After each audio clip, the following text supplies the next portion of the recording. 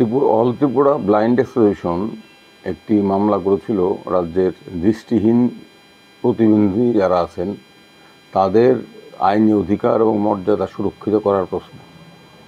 এই মামলায় মূল বিষয় হলো, আমরা জানি যে পার্সনস উইথ ডিসেবিলিটিজ অ্যাক্ট 2016 এই আইনে অন্যভাবে সক্ষম যাদের মধ্যে দৃষ্টিহীনরাও আছেন তাদের মর্যাদা এবং ইকুয়াল অ্যাক্সেস, ইকুয়াল অপরচুনিটি অর্থাৎ সমসুযোগ, মর্যাদা, অধিকার এগুলোকে স্বীকৃতি দিয়ে সরকারের উপর কতগুলো দায়িত্ব ন্যস্ত করা হয়েছে। সেই দায়িত্বগুলোর মধ্যে পড়ে যাদের দৃষ্টিহীন সবাই সর্বত্র ব্যারিয়ার ফ্রি অ্যাক্সেস অর্থাৎ কোনো বাধা মুক্ত যাতায়াত যাতে করতে পারেন, সরকারি হাসপাতালে, বিভিন্ন সরকারি দপ্তরে তাদের জন্য বিশেষ যাতায়াতের ব্যবস্থা করা, হাসপাতালে অন্যভাবে সক্ষম ব্যক্তিদের চিকিৎসার জন্য বিশেষ ব্যবস্থা করা, আপনার তাদের বিশেষ ভাতা দেওয়া, দৃষ্টিহীনদের জন্য বেইল সিস্টেমে ইনক্লুসিভ এডুকেশন যাতে হয়, বেইল বুকস দেওয়া, অনেকগুলো বিষয় আছে। এবং রাজ্যে এই আইন অনুযায়ী একজন commissioner, full time commissioner, disability commissioner, এই বিষয়গুলো রাজ্যে অনেকটাই প্রতিফলিত হয়নি, অনেকটাই ঘাটতি আছে। সেই প্রশ্নে মামলাটা করা হয়েছিল। সেই মামলায় সর্বশেষ রাজ্য সরকার গত 11ই আগস্ট এটা হলফনামা দিয়ে জানিয়েছিল যে তারা সর্বশেষ রাজ্যের পরিস্থিতি আইন অনুযায়ী কতটা কী করা গেছে। এই হলফনামা আজকে আদালতে আমরা যেটা বলেছি, এই মামলা আমি আমার সাথে সমর্জিত ছিল, আমাদের বক্তব্য হলো এই হলফনামা কোনো সুনির্দিষ্ট তথ্যভিত্তিক নয়, এতে কোনো সুনির্দিষ্ট তথ্য পরিসংখ্যান নেই। যেমন দৃষ্টিহীনদের সম্পর্কে সামাজিক সচেতনতা তৈরি করা, তাদের অধিকার সম্পর্কে তাদেরকে সজাগ করা, সমাজকে তাদের প্রতি দায়িত্বশীল করা, এই সম্পর্কে অ্যাওয়ারনেস ক্যাম্পেইন করার আইনে নির্দেশ আছে। গত ক বছরে এই রাজ্যে অ্যাওয়ারনেস ক্যাম্পেইন কতটা হয়েছে, কী হয়েছে, কোনো তথ্য জেলাভিত্তিক মহাভিত্তিক কিছু ওরা বলেছে আমরা করছি। যেমন আছে যে সরকারি চাকরিতে অন্যভাবে সক্ষম ব্যক্তিদের 4% সংরক্ষণ আছে, সেই সংরক্ষণ অনেক ক্ষেত্রে পূরণ করা হচ্ছে না। সেই প্রসঙ্গ রাজ্য সরকারের হলফনামায় বিস্তৃত কিছু নেই।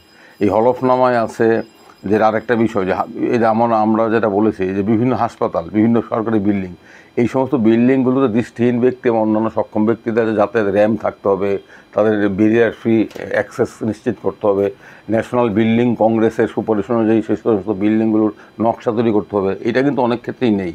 আমরা যেমন বলেছি রাজ্যের প্রধান দুটি হাসপাতাল আগরতলা শহরে যেটা আছে, AGMC GP hospital, IgM hospital, এখানে কিন্তু অ্যাক্সেস ফ্রি ব্যারিয়ার নেই। একজন দৃষ্টিহীন কিংবা শারীরিক প্রতিবন্ধী ব্যক্তি ওই সমস্ত হাসপাতালে যেতে অনেক বাধার সম্মুখীন হন। যদি আইনে সরকারের দায়িত্ব access free barrier free access করা, এই সমস্ত বিষয়গুলো আমরা বলেছি যে হলফনামাটা অস্পষ্ট ভাষা সুনির্দিষ্ট তথ্যভিত্তিক নয়, এতে পরিসংখ্যান নেই। এবং সরকার ফুল টাইম ডিসেবিলিটি কমিশনার এটা রাজ্যে এখনও নিযুক্ত করা হয়নি। এবং ফুল টাইম ডিসেবিলিটি কমিশনার না থাকার ফলে দৃষ্টিহীনদের অধিকার মর্যাদার প্রশ্নে তাদের প্রাপ্য সুবিধাগুলো নিশ্চিত করার ক্ষেত্রে যে তদারকির প্রয়োজন, সেই তদারকি নেই। যিনি আছেন পার্ট টাইম, উনি ধরেন সোশ্যাল ওয়েলফেয়ার ডিপার্টমেন্টের সেক্রেটারি, তাকে একটা বাড়তি দায়িত্ব দেওয়া হলো, কিন্তু আইনের নির্দেশ ফুল টাইম ডিসেবিলিটি কমিশনার নিয়োগ করতে হবে। এই সমস্ত বিষয়গুলো আমরা আজকে উচ্চ আদালতের নজরে এনেছি।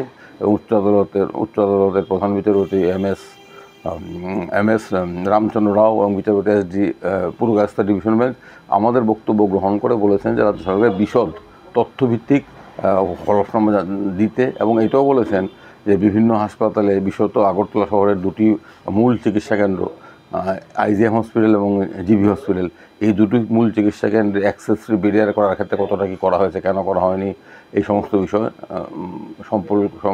সম্বলিত বিশদ হলফনামা দেওয়ার জন্য রাজ্য সরকারকে সময় দিয়েছেন আগামী 4 সপ্তাহের মধ্যে হলফনামা দিতে হবে। এবং তথ্য বিভিন্ন দপ্তরের শূন্যপদ পূরণ, এটা একটা গুরুত্বপূর্ণ বিষয়। এবং এই যে অল ত্রিপুরা ব্লাইন্ড অ্যাসোসিয়েশন তারা মামলাটা করেছে, আমরা বলেছি এর আগে এই মামলাটা আমরা করেছি 2022 সনে। এর আগে আমাদের অ্যাসোসিয়েশনের তরফ থেকে মাননীয় রাজ্যের মুখ্যমন্ত্রীর কাছে গত 10 বছরে 7-8 বছরে দেখা করার জন্য বারবার আবেদন করলো। দুঃখজনক হলো সত্য, মাননীয় মুখ্যমন্ত্রী তাদের আবেদনে সাড়া দিয়ে একবারের জন্য তাদেরকে সাক্ষাৎকার দেননি।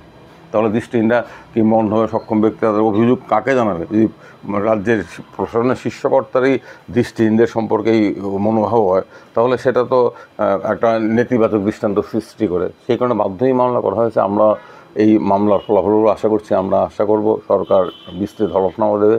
বিস্তৃত হলফনামা দিলে সমস্ত বিষয় পরিষ্কার হবে। তারপর আমরা আদালতের কাছে প্রয়োজনীয় আদেশের জন্য আবেদন করব।